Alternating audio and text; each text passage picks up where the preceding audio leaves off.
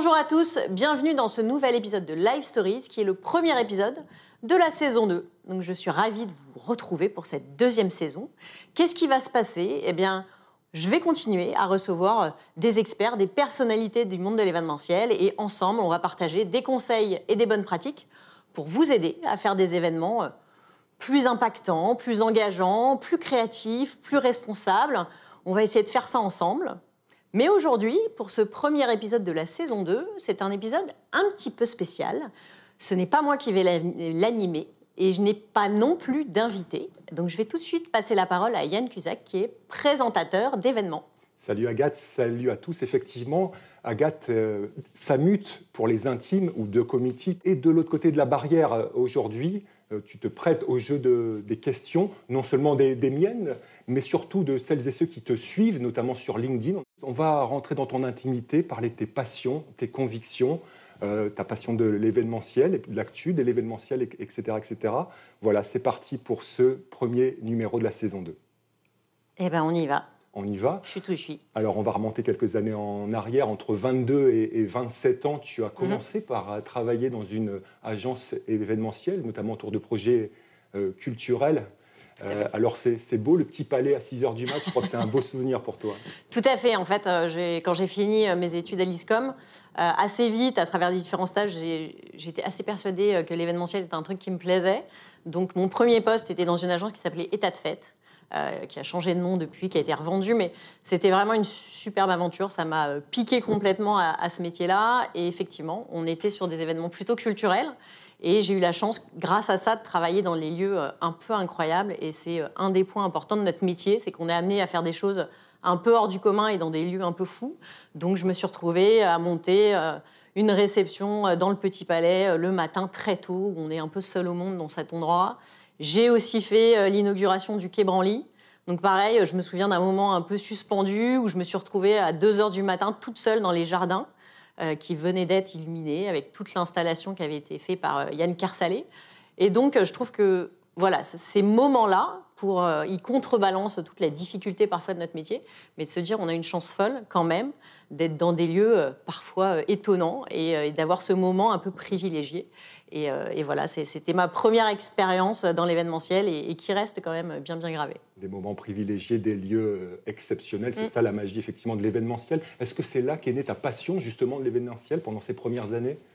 Oui, assez vite en fait. Avant, j'avais fait des stages. Pareil, j'ai commencé à faire des stages en régie pub, en agence de presse. J'ai essayé plein de choses. Et puis, mon premier stage où j'ai commencé vraiment à faire de l'événement, je me suis dit, ah là, il y a un truc qui mérite d'être creusé. Et au fur et à mesure, je n'ai fait que ça, de l'événementiel, depuis ces 20 dernières années. Donc voilà, ça a été le premier pas à l'étrier et celui qui m'a donné envie de continuer. Donc ça, c'est la partie agence. Puis à un moment, tu as voulu aller plus loin, apprendre plus vite. Et pour ça, rien de tel que le freelancing. Exactement. En fait, ça faisait 5 ans que j'étais en fixe, en agence. Je sentais que je commençais à ronronner un peu, que je refaisais un peu les mêmes projets, les mêmes clients. Et en fait, à ce moment-là, j'étais dans une agence qui était assez incroyable, avec 2 directrices assez exceptionnelles, humainement et professionnellement, une super équipe. Et je m'étais dit, j'ai envie de changer, mais j'ai pas envie de changer d'agence parce que je suis tellement bien ici qu'à un moment, changer pour changer, je vois pas l'intérêt. Et je me suis dit, en fait, le freelance, parce que j'en côtoyais forcément en tant que chef de projet, je me dis, je pense que je peux aller vers rencontrer d'autres équipes, d'autres prestats, d'autres lieux, d'autres projets, d'autres clients, d'autres méthodes. Et donc, c'était un bon moyen d'apprendre plus vite. Donc, de manière peut-être un petit peu insensée, je me suis dit, OK, j'ai été voir mes patrons en disant, voilà, je vais démissionner, je vais devenir freelance. Et tu as démissionné, mais tu n'avais rien derrière. Oui, je pense que c'était un peu la folie de la jeunesse. J'y suis allée en me disant, je sais pas, j'étais persuadée. Je me suis dit, c'est fait pour moi, j'adore mon métier. Je pense que je le fais pas trop mal, même si j'avais que 5 ans d'expérience. Et je me suis dit, j'y vais. Et ce qui était formidable, c'est que mes patronnes m'ont dit, on comprend ton choix. Et puis, dis-nous, si ça t'intéresse, nous, bien évidemment, on a notre réseau de patrons d'agences, d'amis, de relations dans le secteur. Dis-nous, et puis on va faire passer ton CV parce qu'on veut t'accompagner. Et c'est grâce à elles, effectivement, elles m'ont présenté un patron d'agence, de l'agence Longue Distance, et où, du coup, j'ai commencé mon parcours de freelance chez lui et j'ai travaillé pendant presque 10 ans avec lui sur des très beaux projets pour Renault, pour Nike, pour plein de clients.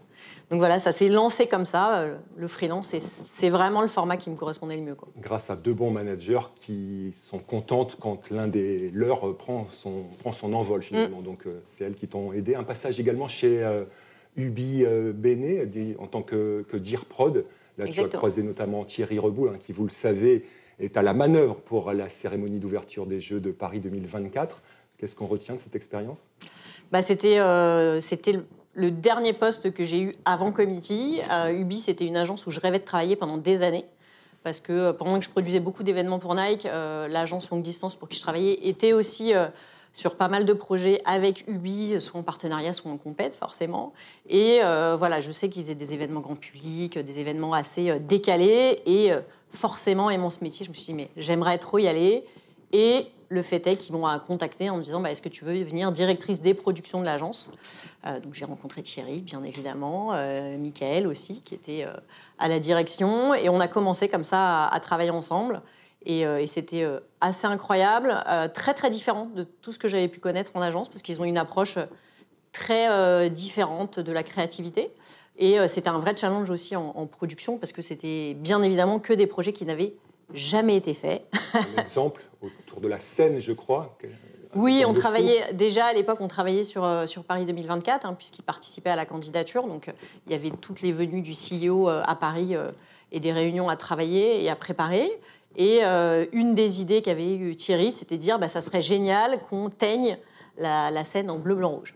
Donc, voilà, donc en fait, on arrive à votre bureau, on vous dit, bon Agathe, comment on peut teindre la scène en bleu, blanc, rouge ? Je dis, écoute Thierry, laisse-moi un petit peu de temps, je vais chercher. Donc on s'est retrouvés à rechercher des prestataires, on s'est retrouvés même sur un bateau avec Thierry à tester des colorants dans la scène, de se dire ça marche pas. Donc voilà, le rendu malheureusement n'était pas à la hauteur de ce qu'on espérait, donc on ne l'a jamais fait. Mais qui sait, le 26 juillet prochain, le 26 juillet 2024, je ne sais pas ce qu'ils ont prévu. C'était peut-être à l'origine. Mais avec Thierry à la manœuvre, il peut se passer des choses assez incroyables. Donc voilà, il y a eu plein de projets comme ça. J'ai fait une projection sauvage sur l'Arc de Triomphe. On a monté des cours de fitness sur une péniche, voilà, où tous les cours s'enchaînaient sur les quais. Enfin, il y a eu plein de choses assez incroyables. Et puis à un moment, tu as une idée qui te vient comme ça. Tu te dis, je vais aider celles et ceux qui bossent dans l'événementiel. C'était quoi cette idée ? Qu'est-ce que tu as... En fait, l'étincelle, c'est que en tant que DIRPROD, je passais beaucoup de temps, et comme les chefs de projet, à chercher des prestats. Je me disais, il y avait beaucoup de plateformes qui permettaient de chercher des lieux, mais aucune qui permettait de chercher des prestats. Et je me suis dit, mais il faut que ça existe. Et je pourrais le faire. Pourquoi pas ? Si ça n'existe pas, il faut le faire. Pourquoi pas moi ? Et puis, je venais de prendre mon poste chez Ubi Bene, donc je me suis dit, non, ça y est, tu commences le job dont tu as toujours rêvé, cette idée, tu la prends, tu la ranges, et on n'en reparle plus. Donc, je l'ai oublié, je l'ai mis dans un petit coin de ma tête. Et puis, en travaillant, mois après mois, l'idée revenait. Mais c'est vraiment, ça manque quand même. Comment ça se fait que ça n'existe pas ? Personne ne veut faire ça. Et puis, l'idée est revenue 1 fois, 2 fois, 3 fois. Je me suis dit, ouais, non, mais c'est pas possible, en fait. Si l'idée me revient, c'est qu'il y a un truc. Et comme j'aime bien aller un petit peu au bout des choses, je me suis retrouvée, je ne sais plus exactement comment, au courant qu'il y avait un incubateur de start-up pour l'entrepreneuriat féminin et qui proposait des bootcamps où en fait ils accompagnaient des porteuses de projets pendant 3 jours. Et pendant 3 jours, ils nous montraient ce qu'était être une patronne de start-up, comment on pouvait être entrepreneuse. Ils nous ont testé notre idée, ils nous ont creusé cette idée. Et à la fin des 3 jours, on pitchait devant un jury de professionnels. Et ils choisissaient un projet qui potentiellement allait être accompagné. Et tu as gagné. Et j'ai gagné. Donc ils n'ont pas pris un projet, ils en ont pris 3. Et j'ai fait partie de ces 3-là. Et donc à la fin de ces 3 jours, je me suis dit, bon, voilà, c'est un signe. Moi, je crois beaucoup aux signes. Donc, parfois, je les provoque un peu. Mais... Il ne fallait pas abandonner ce projet, cette belle idée. Voilà, je me suis dit, si on me propose de m'accompagner sur le développement, c'est que cette idée-là a de la valeur. Au-delà de ce que moi, je peux penser, il y a des gens qui sont des spécialistes des startups qui me disent que ça vaut le coup. Donc, j'ai pris mon courage à 2 mains. J'ai été voir Thierry et je lui ai dit, voilà, Thierry, j'ai un projet, j'aimerais me dédier à ce projet-là. Et donc, je pense que je vais partir. Et donc, voilà, il m'a dit, écoute, il n'y a aucun souci, suis ta route, vas-y. On est là, on va suivre ce qui va se passer et bon courage. Et donc, voilà, 1 semaine après, je suis partie et je rentrais en incubation pendant 9 mois dans cet incubateur de start-up. Pour créer donc ce fameux moteur de recherche pour que les agences événementielles, notamment, puissent trouver des prestataires. Tout à fait. Voilà première idée, ça ne s'arrête pas là. On est à quelle période, là, à peu près? Il y a combien de temps, cette idée de... C'était en 2017. J'ai commencé 2017. l'incubation tout début 2017. Ça a pris 9 mois. Pendant lequel... alors moi, il faut savoir que je débarquais dans cette idée de créer un moteur de recherche, sauf que je ne savais pas ce qu'était WordPress, je ne connaissais absolument rien au digital, parce que je faisais de l'événementiel. Donc ça, je connaissais bien, mais tout le reste, jamais eu le temps vraiment de m'y intéresser. Donc j'ai beaucoup travaillé pendant 9 mois, j'ai appris énormément de trucs sur WordPress. C'est à ça l'incubation. Voilà, c'était vraiment hyper important parce que pendant 9 mois, je me suis nourrie de beaucoup de choses. J'ai testé, j'ai développé. Donc voilà, et au mois de novembre 2017, à l'occasion du salon Event, j'ai lancé le site internet qui était committee.com et qui existe toujours, bien évidemment, ce moteur de recherche. Et qui était ce qu'on m'avait donné comme conseil, c'était de dire, pour lancer un nouveau produit, il faut créer du contenu, il faut communiquer. Donc j'ai commencé un blog événementiel. Et en fait, le blog était ultra sollicité et j'avais énormément de gens qui venaient me voir en me disant mais la newsletter elle est top, c'est trop bien, c'est hyper intéressant à chaque fois, l'angle, comment tu présentes les choses, il y a toujours des nouveautés dans ta newsletter, on apprend plein de trucs. Je dis ok. Et puis voilà, le temps a passé, j'ai développé le moteur de recherche, j'ai poussé la base de données, j'ai une grosse communauté aujourd'hui sur ma newsletter, toujours à chercher des angles journalistiques et des choses à apporter à ces organisateurs d'événements. Et puis est arrivé le Covid. Est arrivé le Covid, alors on l'a compris, committee.com, d'où Agathe Samut qui devient Madame Agathe de Committee. Vous avez compris, survient le Covid, mais bon, allez, on va évacuer cette mauvaise période. Mais d'autres idées ensuite, toujours pour donner, pour aider celles et ceux qui bossent dans l'événementiel, la formation. Exactement, en fait, sortie de période Covid. Comme je suis, l'avantage, c'est qu'en étant un média, quasi un média, je suis au milieu de l'écosystème. Donc, j'ai mes prestataires qui me disent nous, on a des solutions, mais en face de nous, on a des DIRCOM et des agences qui ne savent pas bien ce qu'ils peuvent faire. Ils ne voient pas effectivement le fonctionnement, comment ça va marcher, qu'est-ce qu'on peut faire, qu'est-ce qu'on peut mettre en place. Ils ont des besoins de communiquer. J'ai des agences qui m'appellent en me disant voilà, il faut qu'on accompagne nos clients, il faut qu'on apprenne ce qu'est un événement digital, mais on ne sait pas faire. Donc, je prends tout ça. Et je me dis, OK, pareil, comment je peux les aider? Qu'est-ce qu'il faudrait? Il faudrait qu'on leur apprenne à faire des événements virtuels et hybrides. Donc, il faut qu'il y ait une formation qui existe. Et donc, pourquoi pas moi? Pourquoi pas toi? Tout paraît naturel, finalement, quand tu le dis comme ça. Je suis pas forcément ultra sûre de moi. Sur le principe, je connais pas grand-chose des événements virtuels, comme tout le monde. Mais effectivement, j'ai cette envie d'apprendre, d'aller chercher de l'information, de réunir tout ce qui peut être fait, et puis d'avoir une vision pour me dire... qu'est-ce que je peux sortir qui soit facile à mettre en œuvre, que les gens puissent comprendre rapidement et appliquer et que ça soit concret. En fait, c'est surtout ça, c'est cette approche concrète de dire je prends l'information, je la digère et j'en fais quelque chose de tout de suite actionnable pour ceux qui ont besoin. Et donc, je me dis je ne vais pas faire ça toute seule non plus, il me faut des experts. Et donc, celui que je découvre sur LinkedIn à ce moment-là, c'est Benoît Tristram, qui communiquait beaucoup. Je me dis, tiens, ce garçon a l'air d'avoir des bonnes idées, il a l'air de savoir de quoi il va parler. Donc, je le contacte, tout simplement. La magie des contacts via les réseaux sociaux. Exactement, je lui envoie un PMP en lui disant, bonjour Benoît, on ne se connaît pas, ça me ferait plaisir de faire connaissance, est-ce que tu veux venir prendre un café au bureau? Et donc, ça a commencé comme ça. Et on se rencontre, on échange sur... quelle est sa vision de l'évolution du marché, d'événements virtuels, comment ça évolue, comment lui voit les choses. Et à la fin, je lui dis, voilà, écoute Benoît, moi je pense qu'il y a vraiment un sujet à monter un projet de formation pour aider les organisateurs d'événements. Qu'est-ce que toi t'en penses? Est-ce que tu es prêt à partager ce que tu sais?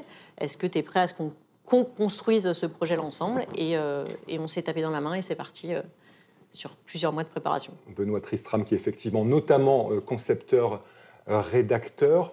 On est à fin de l'été, automne 2023. Je me mets à la place de celles et ceux qui nous écoutent. J'ai envie de suivre une de vos formations. Comment je m'y prends? Comment ça marche? C'est quand les prochaines?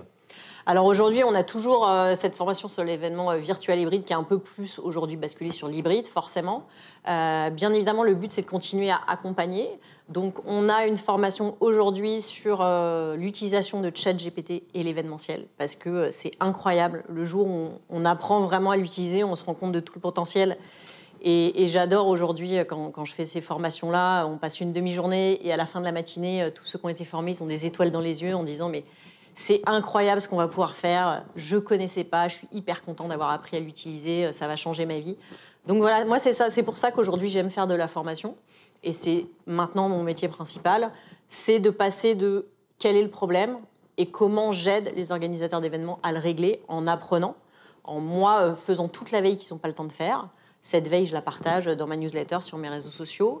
Et puis, en même temps, d'aller plus loin que de la veille, de faire de la formation pour les accompagner dans les nouveaux enjeux sur l'événement plus héroïste. Donc, on travaille sur ce sujet-là, sur l'événement responsable. Tous ces sujets d'actualité, l'idée, c'est de créer des formats de formation qui puissent aider les organisateurs d'événements à relever ces nouveaux défis. Comme si la formation, c'était suffisant pour toi. Eh ben non, pas du tout. Formation, un podcast, ce podcast depuis l'année dernière, depuis 2022. Depuis début 2023. Depuis début 2023. Exactement. Je cherche... je réfléchis beaucoup et je pense à plein de trucs. J'ai toujours plein d'idées, plein d'envies. Et je m'étais dit, quel est le meilleur moyen pour tous les contenus que je crée d'être le mieux partagés. Et je trouvais que le podcast avait l'avantage d'être consultable dans les transports, dans sa voiture. Voilà, de se dire, est-ce que c'est un moyen de donner du contenu de qualité, du contenu aussi un peu plus long. Ça ouvre un peu plus de possibilités que de l'écrit. Là, on va vraiment à la rencontre de quelqu'un. Et le but, c'était d'aller à la rencontre de ces personnalités qui ont des choses hyper intéressantes à partager. Cette envie m'est venue par les rencontres que j'ai faites de personnalités où à chaque fois je discutais, ils avaient des choses incroyables à raconter, à partager sur leur manière de faire leur métier, sur comment on faisait évoluer notre métier global qu'est l'événementiel. Et je me suis dit, mais il faut qu'on les entende plus, ces gens. Et donc podcast. Et donc tu leur donnes la parole, un podcast audio, podcast vidéo sur ce somptueux plateau. Effectivement, tu prends le temps avec tes invités. Chaque épisode dure...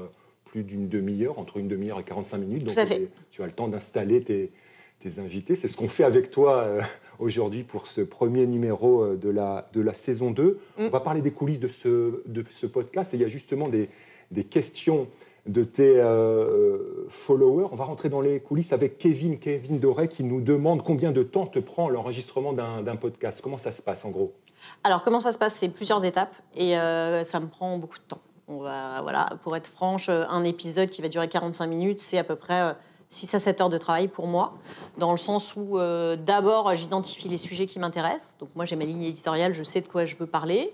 Après, c'est chercher la bonne personne pour répondre à cet enjeu-là, de donner les bonnes informations et des choses très actionnables aussi pour ceux qui écoutent. Une fois que j'ai pris contact avec cette personne, qu'on s'est mis d'accord sur le fait que oui, elle était OK pour venir, il y a toute la phase de préparation d'interview. Donc, préparer des questions. Ensuite, un premier échange avec l'intervenant pour finaliser une liste de questions. C'est vrai que moi, mon approche éditoriale, c'est que je préfère avoir des questions qui sont préparées en amont parce que la première question que je me pose avant de faire un épisode, c'est de me dire qu'est-ce que la personne qui l'écoute doit retenir ? Qu'est-ce qu'elle doit apprendre ? Parce que j'aime pas perdre mon temps et je ne veux pas faire perdre de temps aux gens. Donc, je rentre par qu'est-ce que j'ai envie que les gens retiennent. Se mettre à la place, effectivement, de l'auditeur. L'auditrice. Et donc, une fois qu'on a fait ça, après, il y a le tournage. Donc, j'ai eu la grande chance, quand j'ai commencé à faire ce podcast, les premiers épisodes, je crois que les 3 premiers épisodes étaient uniquement en audio. Et j'ai commencé à me dire, ça serait bien de faire de la vidéo, parce que pareil, il y a des gens qui préfèrent la vidéo à l'audio. Et donc, j'ai eu la chance d'avoir Novelty, qui m'a gentiment proposé d'être partenaire du podcast, qui me permet d'avoir accès au studio où on enregistre toutes nos vidéos. Et donc, on a une session d'enregistrement. Je fais une journée d'enregistrement où je reçois 3 à 4 invités. Et après vient le montage. Et j'ai à peu près 1h30 de montage par épisode. Donc voilà. Et après la com. Donc voilà, il y a beaucoup, beaucoup d'étapes. Évidemment, Agathe connaît tous les trucs. Quand on enregistre 4 épisodes sur une même journée, on change 4 fois de tenue. Mais il ne faut pas le dire. Faut pas le dire. C'est les petits secrets de fabrication. C'est les petits secrets de fabrication. Et effectivement, on est dans un somptueux studio magnifique avec la possibilité de faire plusieurs formats. Un studio tout en longueur, manche debout, possibilité de faire des tables rondes sur plusieurs formats. Tout à fait. Et c'est chouette. Tu as commencé à y répondre à cette question. Elle est posée par Véronique Romain. Comment tu choisis tes sujets et tes invités ? Tu as un peu répondu, mais en fait, j'ai choisi. L'événement responsable, c'est quelque chose qui me tient particulièrement à cœur personnellement. Donc ça, c'était sûr que j'avais envie d'explorer les différents sujets de l'événementiel. Donc on a déjà parlé de lieux responsables. Bientôt, saison 2, vous allez découvrir comment on fait une réception responsable. On a parlé d'inclusion. inclusion. On va parler dans la saison 2 de tourisme responsable. Donc voilà, je vais essayer d'apporter sur cette question de l'événement responsable plein de réponses. Et après, l'événement, c'est aussi de la créativité. C'est aussi une réflexion sur l'impact que peut avoir notre événement, l'impact économique, le ROI. Donc il y a plein de sujets. Donc je me pose la question de qu'est-ce qui est intéressant pour mes auditeurs et je vais chercher la bonne personne en face qui va pouvoir répondre. Qui va pouvoir répondre et traiter ces sujets en profondeur. On va revenir, tu es donc, on l'a compris, non pas fan, mais en tout cas attaché aux événements éco-conçus. On a quelques questions sur ce sujet tout à l'heure et tu as encore une idée, comme si tu n'avais pas assez d'idées. Benoît Tristram, on le retrouve, ton complice des formations. Il n'a pas pu ne pas poser une question. Salut Benoît. Pourquoi un podcast? On a compris. Pourquoi maintenant? On a à peu près compris, tu as déjà répondu à la question, mais quelles sont tes perspectives? Question de Benoît. C'est un format, je trouve, qui est intéressant, dans le sens où la manière dont il va être consommé, on va dire, et utilisé, je pense qu'il offre plus de possibilités. Après, je ne m'interdis pas de challenger le format, parce que parfois, j'ai des retours sur le fait que 30 à 45 minutes, c'est un peu long. Donc, je réfléchis peut-être à faire des formats beaucoup plus courts qui soient un peu dans l'esprit du micro-learning, où on va apprendre une chose sur un format de 10-15 minutes. Voilà, je laisse la porte ouverte, mais j'ai envie de garder ce format podcast qui est quand même particulièrement intéressant et impactant. Tu laisses la porte ouverte et c'est toi qui fais ce que tu veux, puisque tu en es la productrice. Question de Marie-Charlotte Danchin, question très précise sur le podcast de marque. Selon toi, Agathe, le podcast de marque peut-il être un bon moyen pour l'annonceur de communiquer autour d'un événement? Et les agences devraient-elles en proposer dans leurs recours en réponse aux appels d'offres? Moi, je trouve que c'est un très bon format d'information et de formation. Donc, je trouve que faire un podcast sur un événement, à partir du moment où ça va rentrer dans une ligne éditoriale plus large, oui, parce que le podcast a aussi une temporalité un peu différente. C'est-à-dire que, bien évidemment, il y a la semaine où il sort, mais il faut déjà avoir une communauté d'auditeurs qui est connectée et qui sait que voilà, moi, c'est le mardi matin, donc je sais que j'ai un pic d'audience le mardi matin. Les gens se connectent et c'est le rendez-vous. Si on n'a pas ça, déjà, c'est compliqué de faire juste un épisode de podcast et ça se consomme sur le temps long. Donc, la difficulté avec l'événementiel, c'est que nous, on est sur du ponctuel. Par contre, ce qui peut être hyper intéressant, c'est de le réfléchir sur le post-event. C'est de se dire, sur mon événement, j'ai créé beaucoup de contenu, j'ai eu beaucoup de conférences. Eh bien, je vais transformer ces conférences et le contenu de ces conférences en podcast que je vais lancer à l'issue de mon événement et qui permettra de valoriser tout le contenu que j'ai créé sur le temps long. Et là, effectivement, c'est hyper intéressant parce qu'on utilise et on continue, on allonge la vie de son événement et on pérennise la richesse qu'on a créée. Donc on va au-delà de l'événement éphémère. On va au-delà de l'événement qui n'est plus un one-shot. Et puis le podcast, effectivement, c'est un outil, mais comme tout beau projet de com, on ne rentre pas par l'outil, on rentre par les besoins. Exactement. Etc. Le podcast, si je comprends bien, se greffe à d'autres objets de communication. Ça ne vit pas tout seul. On va clore cette première partie. On a évoqué ton parcours pour résumer à la fois ta personnalité, ton parcours et tes convictions. Allez, 3 mots. 3 mots, je dirais réflexion. Parce que je suis quelqu'un de plutôt posé. J'ai besoin de réfléchir aux choses. Je ne suis pas forcément quelqu'un qui va être dans le tac au tac. J'ai vraiment besoin parfois de me mettre dans ma bulle et de réfléchir vraiment et de poser les choses. Par contre, je contrebalance ça par l'action. À partir du moment où j'ai décidé un truc, ça va être de l'action. On le voit. Je concrétise plutôt pas mal ce que j'entreprends. Et la dernière chose qui va avec ces deux-là, c'est de la détermination.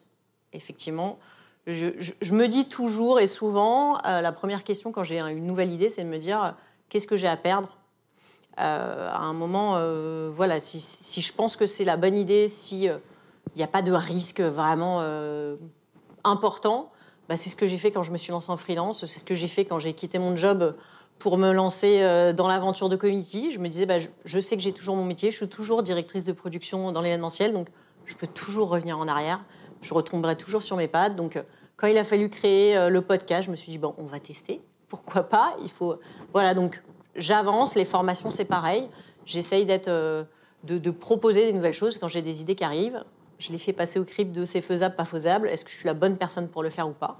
Et puis, si ça marche, j'y vais. Et on retiendra donc la détermination. La niaque, c'est la base dans tous les métiers de l'événementiel. Celles et ceux qui t'écoutent aujourd'hui, Agathe. Et je rajouterais peut-être un petit truc. Un quatrième mot. Allez, le quatrième, je dirais l'optimisme.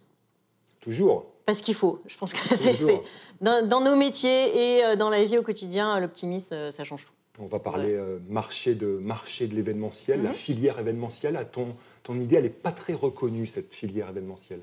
Pas assez. Pas assez.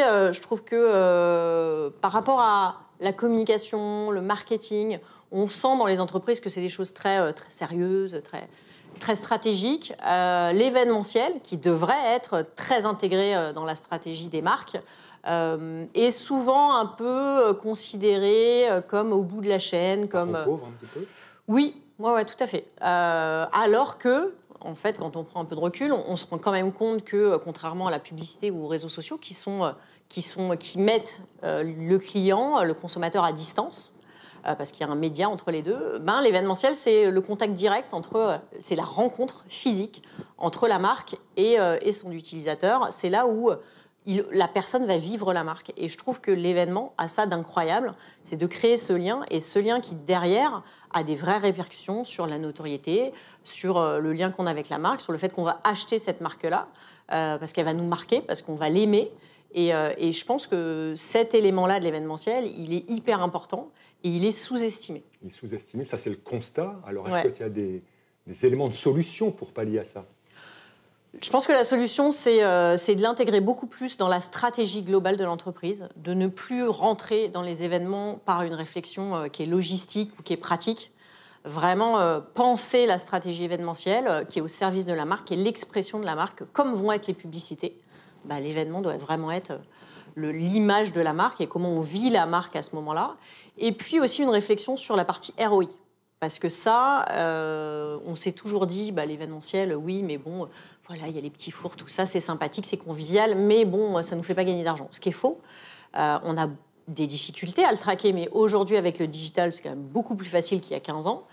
Et ce qu'on veut montrer aujourd'hui, pour pérenniser nos événements, c'est de dire, je vais analyser le ROI de mon événement, je vais traquer beaucoup plus comment j'interviens dans la vie de mes consommateurs et de mes clients grâce à mon événement, et commence à avoir une répercussion un peu plus poussée sur, effectivement, mes ventes.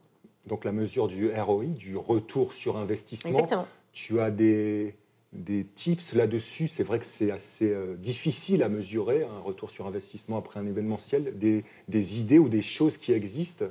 Il y a ce qui s'appelle du lead scoring, donc où on va abonder le score de son client en fonction de la participation à des événements.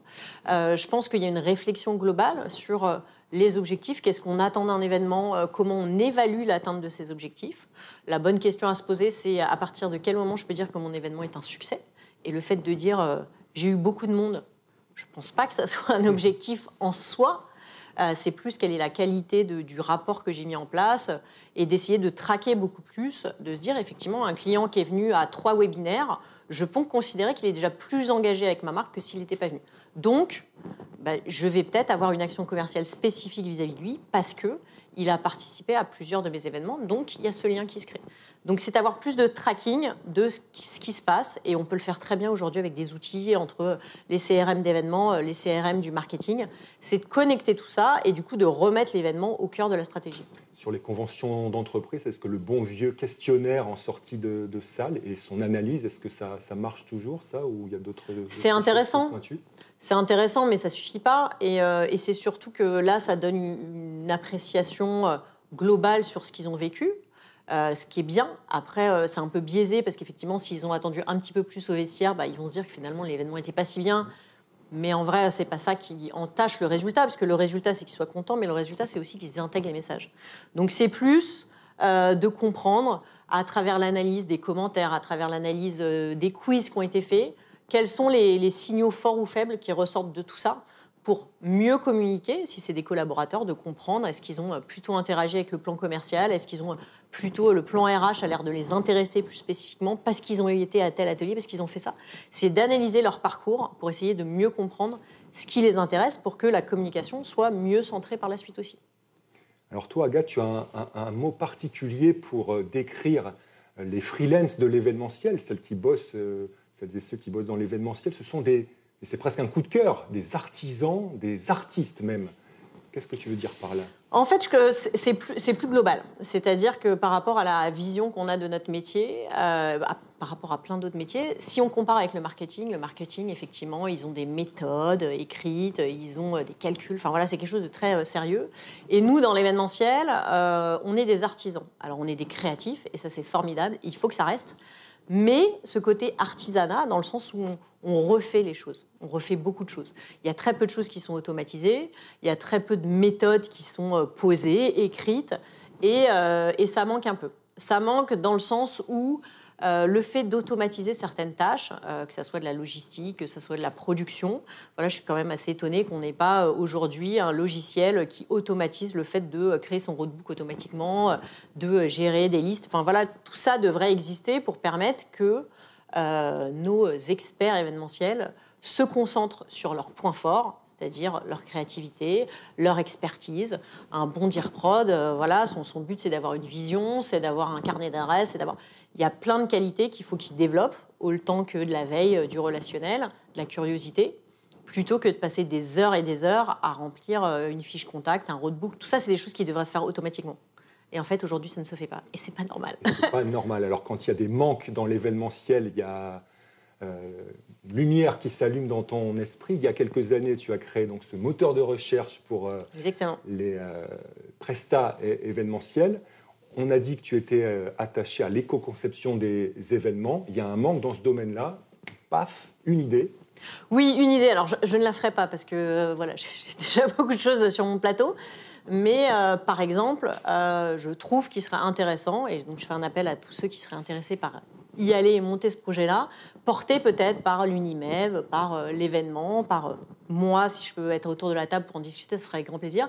Mais il faudrait, je pense, qu'il serait intéressant de créer une ressourcerie de l'événementiel. Comme il en existe une ressourcerie du cinéma, où les décors sont stockés dans des entrepôts et annotés, référencés dans des catalogues, et on peut choisir sur catalogue des éléments de décors de plateaux de cinéma. Eh bien, je pense que dans l'événementiel, on construit tellement de décors assez incroyables sur des conventions, que ce soit des desks, que ce soit des pupitres, que ce soit des éléments de décor, que ce soit des fonds d'écran. Enfin, on fait tellement de choses, et tout ça part soit à la poubelle, malheureusement dans la majorité des cas. Heureusement, aujourd'hui, il y a de la récupération et du don qui est fait à des artistes.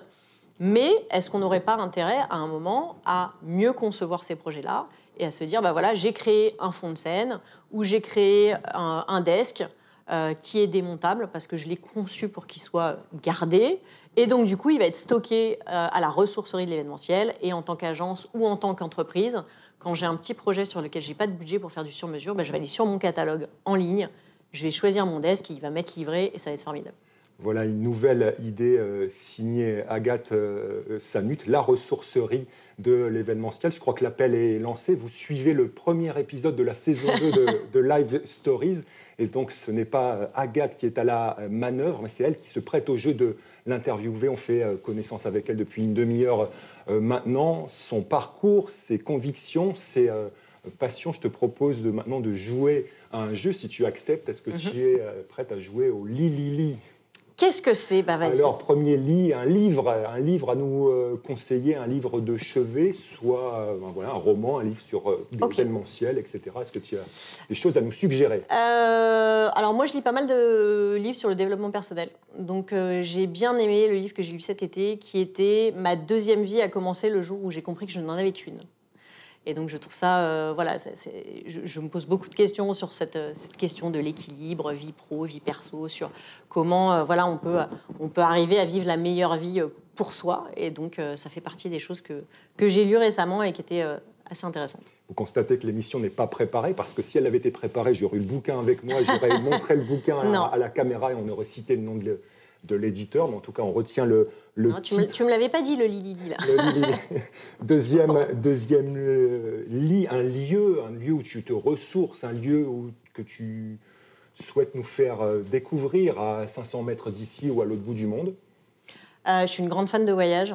Et ma ville coup de cœur où j'aime beaucoup aller, parce que, je sais pas, j'ai l'impression d'être chez moi là-bas alors que j'ai aucune raison, mais j'y retourne dans pas longtemps, c'est Copenhague. Copenhague ? Oui, je trouve qu'il y a une... Je sais pas, je m'y sens très bien, je trouve que c'est très beau, que c'est une ville dans le décor, il y a beaucoup de nature dans la ville, il y a une espèce de de joie de vivre et je m'y sens bien. Donc voilà, c'est ma ville coup de cœur. Ville coup de cœur, la capitale du Danemark et 3e... La ville des gens heureux. La ville des gens heureux et de la petite sirène. Exactement. J'ai que ça comme référence sur Coconut, je te rassure. 3e lit, un live, c'est-à-dire soit un disque, un concert ou un événement finalement qui t'a marqué ou qui va te marquer. Un live. Un live. Ça, c'est pour que Lily marche. Oui, ça ne marche pas tout bien. à fait, mais bon. Non, voilà. non, si ça marche, un live. Alors, j'aime beaucoup la musique. Ouais. Ça prend pas mal de place dans ma vie à côté de l'événementiel. Et du coup, je peux partager le fait que j'ai été voir Harry Styles en concert au Stade de France. Alors, voilà, qui fait un peu minette, hein, Harry Styles. Mais je trouve qu'il a sa musique est effectivement porteuse de beaucoup de bonnes vibes, et je trouve que lui apporte aussi, à travers ses messages, son public, sa personnalité, une espèce de liberté, de joie de vivre, voilà, qui fait du bien. Donc du coup, j'ai été le voir au Stade de France et c'était assez incroyable. Très, très bon moment. Harry Styles en live au Stade de France. Et puis, la question suivante est toute trouvée, parce que tu as une vraie passion pour le chant. C'est ça, effectivement. Je ne le dis pas souvent. C'est quelque chose que je cache beaucoup parce que je n'assume pas du tout. Mais c'est une de mes passions, effectivement. Et donc je chante à titre personnel. Voilà, je prends des cours. C'est quelque chose qui me fait du bien aussi dans mon quotidien. Justement, j'allais te demander, ça t'apporte quoi ? C'est des moments de déconnexion. Donc, en fait, de défoulement. Voilà, je trouve que c'est une des choses qui me permet... Quand j'ai besoin de m'aérer, je vais mettre la musique à fond chez moi. Heureusement, j'ai pas de voisins trop proches. et ça me fait du bien de me défouler comme ça ou de me poser avec de la musique dans les oreilles. Voilà. À plein de moments, c'est quelque chose qui porte. Et je trouve qu'il y a, en fonction des émotions, en fonction des moments de la journée, moi j'ai des titres un peu boost quand ça va pas. J'ai des titres qui font du bien, qui donnent de l'énergie, qui ont envie de faire la fête. Enfin, voilà. Je trouve que dans la musique, on trouve tout ce qu'on veut à n'importe quel moment de sa vie et de sa journée. Avec des playlists personnalisées, des playlists... En fonction des humeurs et des moments de la journée. Tu parlais de chant, tu chantes quoi devant ton miroir chez toi ou voire sous la douche ? Un peu de tout, de la pop et je fais un peu de comédie musicale aussi. Voilà, donc plutôt la partie anglo-saxonne de la comédie musicale. Mais donc c'est assez diversifié. J'aime un peu toutes les musiques du moment qu'il y a de l'émotion. En fait, c'est ça que ça porte pour moi. L'émotion et parlons-en de l'émotion, c'est une des clés de l'événementiel, oui. Finalement faire vivre des émotions au public. On arrive au terme de cette émission. Il y a encore 2 questions de celles et ceux qui te suivent. Lucie Lepère, on reparle du podcast. Qu'est-ce que ça t'a fondamentalement apporté, ce podcast Live Story, pour cette première saison, et qu'est-ce que tu voudrais qu'il t'apporte de plus sur la 2e ? Je n'ai pas dit seconde, j'ai dit 2e, ça veut dire qu'il y aura une 3e au moins. On espère. Il n'y a pas de raison qu'il n'y en ait pas pour le moment. Ce que ça m'apporte, c'est des rencontres. Et c'est l'opportunité d'aller rencontrer des experts sur plein de sujets et de leur demander de partager ce qu'ils maîtrisent comme sujet, de donner des conseils, des bonnes pratiques. Et moi, ça me nourrit énormément parce que j'ai l'avantage de les rencontrer, de discuter avec eux. Moi, tous les épisodes, du coup, je les ai entendus, je les ai mémorisés. Donc, ça m'apprend énormément. C'est ça que je trouve le plus intéressant. C'est les rencontres et tout ce que j'apprends à côtoyer ces gens-là et à les écouter partager ce qu'ils font de mieux dans leur métier, quoi. La chance d'avoir des experts à son micro, comme moi aujourd'hui, j'ai la chance d'avoir une experte de la com et de l'événementiel à mon micro, mais vous l'avez compris, ça n'est qu'éphémère, juste pour ce premier numéro de Live Story saison 2. Question clin d'œil, question sympa de Sandra Pinlou. La question qui n'a pas encore été posée, à laquelle tu aimerais répondre.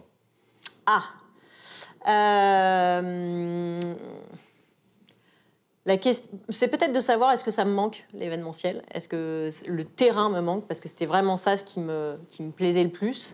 Alors on te la pose, est-ce que le terrain te manque ? Merci Sandra. La réponse est oui. Oui et non. C'est-à-dire que ce qui me manque, c'est le frisson de l'événement, le fait de voir réaliser un truc sur lequel on y a pensé pendant des heures, des nuits, on l'a imaginé voilà, dans tous les détails possibles et on arrive à le réaliser.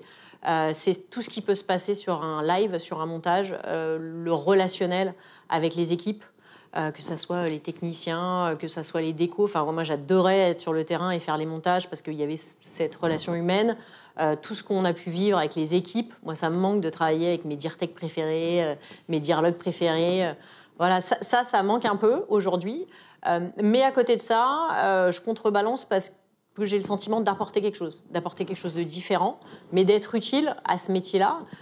Et mon objectif, c'est d'essayer de faciliter la vie de ceux qui le font encore pour qu'ils puissent profiter de ces moments-là et que parfois, ce qui est un peu douloureux dans la préparation, le soit, si possible, un peu moins. Donc voilà, j'ai le sentiment d'être utile aujourd'hui à mes confrères et j'espère que c'est le cas. Mais oui, le terrain me manque un petit peu. Le terrain te manque. En tout cas, on a senti tout au long de cette émission, par ton sourire et par la lumière dans tes yeux, que tu étais une véritable passionnée de l'événementiel. On arrive à la conclusion de cette émission. On va la faire à deux voix. Moi, je vais saluer Norberto, le réal de cette émission. Salut Norberto, merci de nous accompagner aujourd'hui. C'était un plaisir de t'avoir à mon micro, chère Agathe, et donc à toi pour la conclusion de cette émission. Merci à tous. Merci de nous avoir suivis. Je me suis prêtée au jeu parce que vous me l'avez demandé plusieurs fois sur la saison 1, de me dire quand est-ce que ça sera à ton tour. Donc, j'aime pas trop parler de moi, mais voilà, je me suis prêtée au jeu. Et merci à toi, Yann, de t'être proposé de toi-même quand j'ai évoqué cette possibilité-là. Donc, merci d'avoir joué le jeu, d'avoir permis de me raconter un peu. Et j'espère que vous qui nous écoutez, ça aura répondu à toutes vos questions. Et de toute façon, je vous donne rendez-vous très vite dans un prochain épisode de Live Stories.